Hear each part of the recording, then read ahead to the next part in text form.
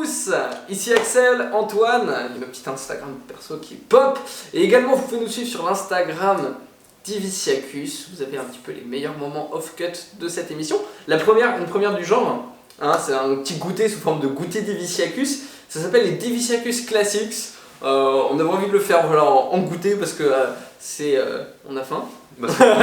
Et parce que ça sortira du coup un peu quand on veut, mais à 16h30. À 16h30, l'heure du goûter. À l'heure du goûter. Et ça parle aux petits comme aux grands. Aux petits comme aux grands et de goûter classiques de la magie. Donc là par exemple, cette première émission sera sur le jeu invisible que tout le monde connaît, sûrement. Sûrement, tout le monde. Le jeu invisible, je pense que beaucoup d'entre vous connaissent le procédé. On va parler des différents jeux invisibles qui existent. On va également parler de l'utilisation du jeu invisible dans le domaine de la magie.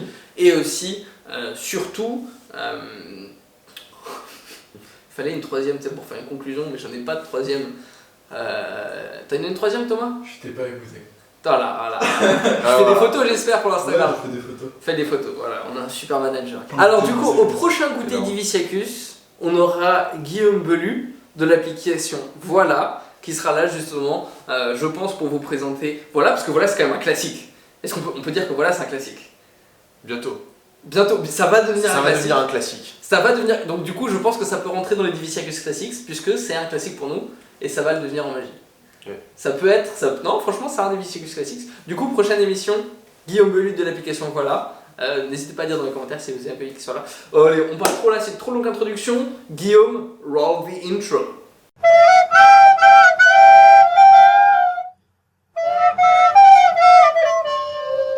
Alors, quand est-ce que toi t'as eu ton premier jeu invisible?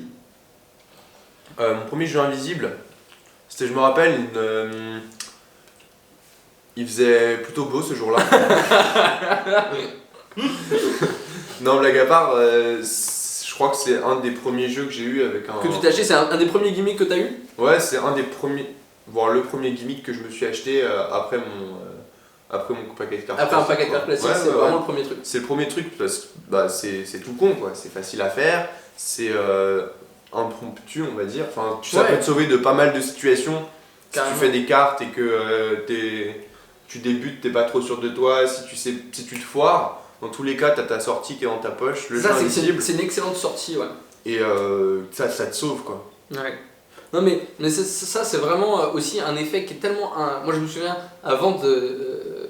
parce que j'ai commencé, ça fait un petit moment que je fais de la magie maintenant, mais en fait j'ai commencé la magie sans avoir forcément une culture magique assez intéressante, et du coup je comprenais vraiment pas comment... C'est un détour qui m'a full pendant longtemps, jusqu'à ce que je l'ai en fait. Et ouais, pendant facile 2-3 ans j'étais super impressionné et fasciné par le génie de ce concept quoi. Ouais. Parce qu'il est vraiment incroyable et il te permet de faire vraiment ce qu'on appelle des miracles quoi. Vraiment j'adore en prestation, en close-up, de faire ça à des gens, ou même sur scène, ça te permet aussi d'avoir ce petit effet sympa quoi de... Ouais. Machin. Et sur scène, il y en a plein qui le font, hein. On voit Eric Antoine le faire, même à la télé. Un Jumbo, il y a même Francky Tricher, il le fait dans une autre version avec beaucoup plus poussé, avec les cartes qui sont brûlées, qui sont déchirées dans les coins. Non mais c'est un jeu qui est vraiment... et qui est facile. Moi le mien, celui que j'ai, je l'ai fait moi-même.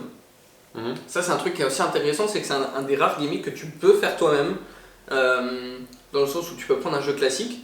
Moi je l'avais fait avec des secondes et tout ça avec mon papa, David Morgan. Vous avez sa chaîne en bas à gauche dans les recommandations, qui est un des parrains de la chaîne avec Jean-Charles, parce que c'est lui qui nous a un petit peu propulsé. Et en fait on avait passé, donc c'est un jeu que tu peux faire toi-même avec un produit qui s'appelle du Rocking Fluid, et tu peux toi-même créer ton jeu, et je trouve ça aussi... Je sais pas, en fait c'est ce qui m'avait plu dans le fait de le faire, c'est-à-dire que tu le crées toi-même en fait. Il y avait ça aussi qui était intéressant. Ouais, comme ça tu peux avoir par exemple ton artisan c'est ça. En invisible. C'est ça, c'est-à-dire que tu peux... Ton monarque en invisible si tu veux. Un first. Tu peux faire un first de Chris Ramsey en invisible. On pourrait faire celui qui est signé bien sûr. Thomas manager là il fait non c'est moi. Non ce qu'il faut... Non mais c'est ça qui est génial. Non mais je pense que c'est... Il y a une satisfaction quand tu fais de la magie aussi, c'est d'avoir fabriqué ton truc. Je sais qu'il y en a plein qui s'en fichent eux ils veulent un truc, ça marche. Moi j'aime bien ce côté où tu l'as t'as un petit peu genre, ouais, Ou stock café. Ouais, mais pas que le côté stock café, c'est aussi, c'est un truc, il est pur, tu vois, il est pas plein d'artifices. Il est tellement simple ce jeu de cartes, il est pas plein de gimmicks, d'aimants, de machins, d'élastiques et tout ça. C'est vraiment juste, il y a presque que des cartes quoi. Mais à part ce produit que tu rajoutes, il y a presque que des cartes. Ouais, c'est ça qui est bien et qui fait qu'il est propre quoi. Ouais. Alors, mais en plus, on pourrait parler, il y a une. Concernant le jeu Invisible, il y a une petite histoire qui a fait du bruit un petit peu quand Cyprien et Squeezie avaient sorti une vidéo où il y avait Donovan qui avait parlé justement, et en fait, t'as les recherches Google, hein, on a une capture d'écran de ça, il y a les pics des recherches Google à la suite de la sortie vidéo sur le recherche jeu invisible, parce que des mecs donnaient dans les commentaires comment avait fait ce tour. Mais au final, je pense que c'est pas grave, parce qu'au final, c'est des gens qui s'en souviendront jamais. Et que nous on est une chaîne de médias underground, vraiment on fait que de la niche. C'est pour des magiciens quoi. C'est ça. C'est pas un public. Nous, y a pas, les recherches sur le jeu invisible elles vont pas exploser. Mais en fait, pour les gens, je pense que c'était. Au final, ça a pas. Ce jeu là qui est un classique, je pense qu'il y a beaucoup de magiciens qui ont eu peur.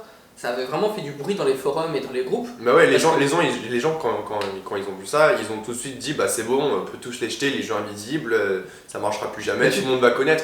Alors ça. Au final, les gens, ils ont fait quoi? Ils ont regardé, ils ont vu le prix, ils ont pas compris, ils sont passés à autre chose.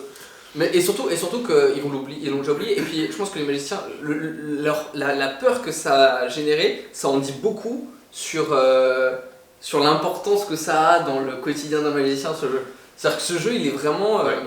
Tu peux, je pense que si tu as 2 jeux à avoir sur toi, c'est un jeu normal, classique, tout court, peut-être stacké ou avec un chapelet, et un jeu invisible. Comme ça, tu es sûr d'être paré à tout, quoi. Et voilà, et vraiment, comment les magiciens ont eu peur que ce secret soit. Ce secret, mais l'importance du secret, on pourra en reparler dans un autre goûter, mais. mais c'était. Enfin, je sais pas. Ce tour, il est vraiment cool.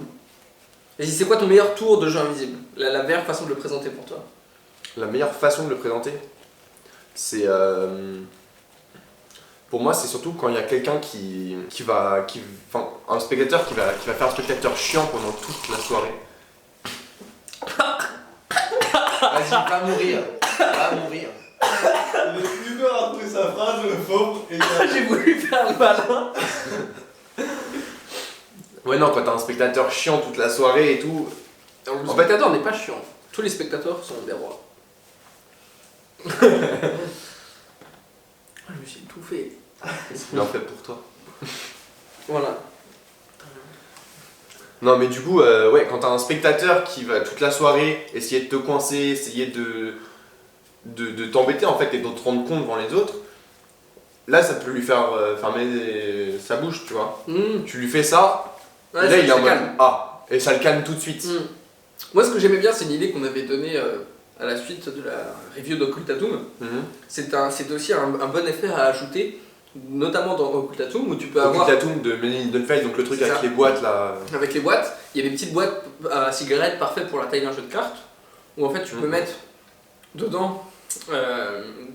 Tu prends 8 boîtes, tu demandes à la personne de mettre le paquet de cartes dans une des 8 boîtes, du coup ça fait une parenthèse d'oubli sur le jeu de cartes qui est du coup totalement innocent, et du coup tu retrouves la boîte dans laquelle est le jeu, et en plus, ensuite, tu peux super facilement, lui demander avant du coup de retrouver la boîte, penser à une carte et la retrouver.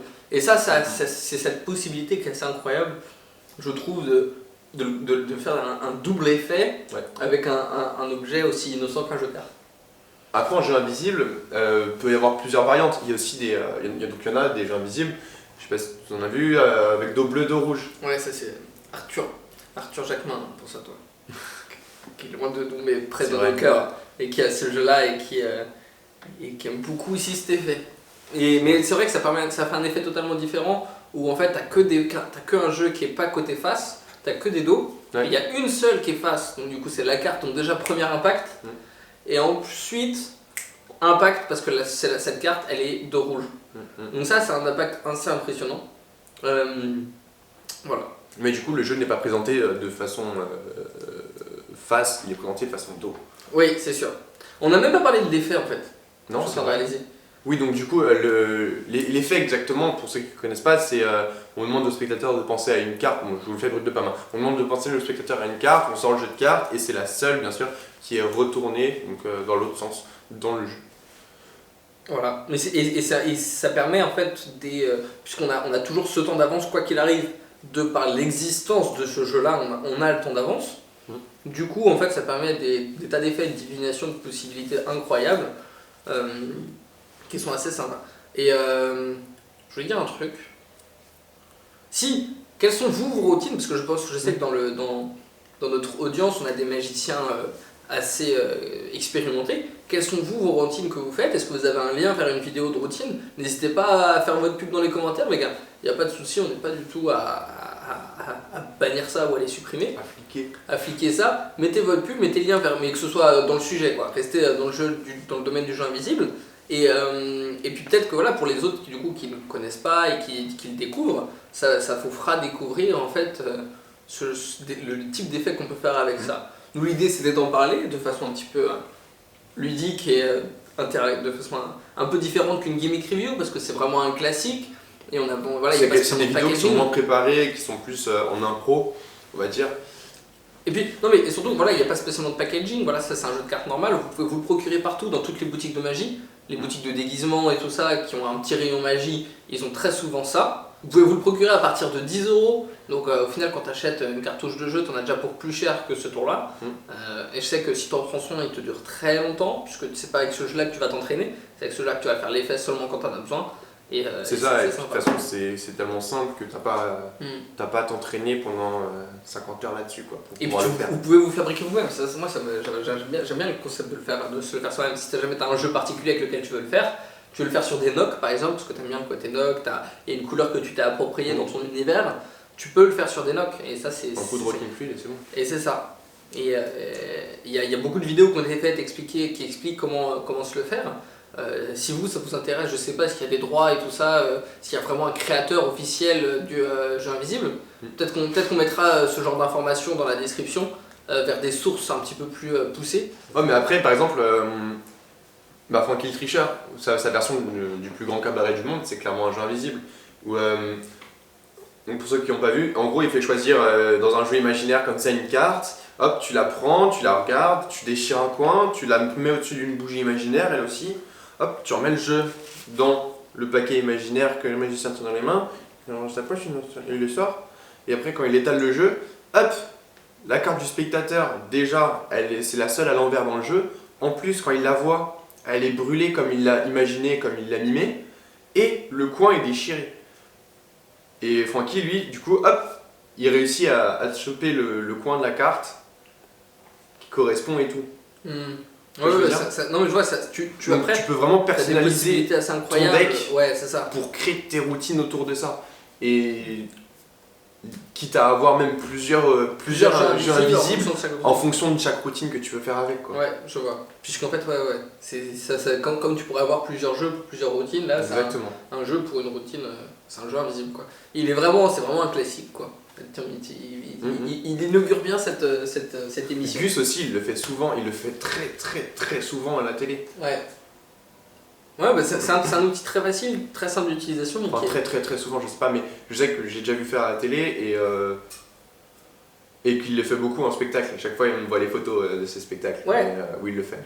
Il le fait, mais c'est un reveal qui est tellement incroyable et tellement proche du spectateur. C'est un truc que tu peux faire aussi bien en close-up, vraiment sous la tête du spectateur, sans qu'il y ait rien qui soit soupçonnable, suspect, où il n'y a pas d'artifice. Tout est clean. Comme tu peux le faire sur scène, avec vraiment le côté c'est la seule, quoi, et c'est ça qui est assez intéressant. Bon, je pense qu'on a un peu fait le tour du jeu invisible. Du jeu invisible, je pense qu'il y a plein de choses qu'on a oubliées, mais je pense que ça suffit pour inaugurer ce nouveau format. Si vous avez des choses à ajouter, si vous avez envie d'ajouter vos petits commentaires, n'hésitez pas dans la description, c'est un espace de débat et d'échange entre magiciens. Tant que c'est bienveillant. On n'est pas les seuls à avoir la parole. Venez parler avec nous. Si vous êtes expert en jeu invisible, venez, on fera une vidéo ensemble. Non, mais l'idée c'est vraiment que ce soit de l'échange. Nous, on voulait faire découvrir ça aux peu qui ne le connaissaient pas. et sous forme vraiment de beaucoup moins académique comme on l'a fait avec les reviews dans le format très classique. Là on voulait faire vraiment que ce soit très clair, on le fait pas très sérieusement en review, on voulait juste en parler et ça nous fait plaisir d'en parler et voilà. On se retrouve pour une prochaine vidéo. Allez, ciao! Abonne-toi, c'est très important, ça soutient la chaîne et ça soutient la communauté du Viciacus. Ciao!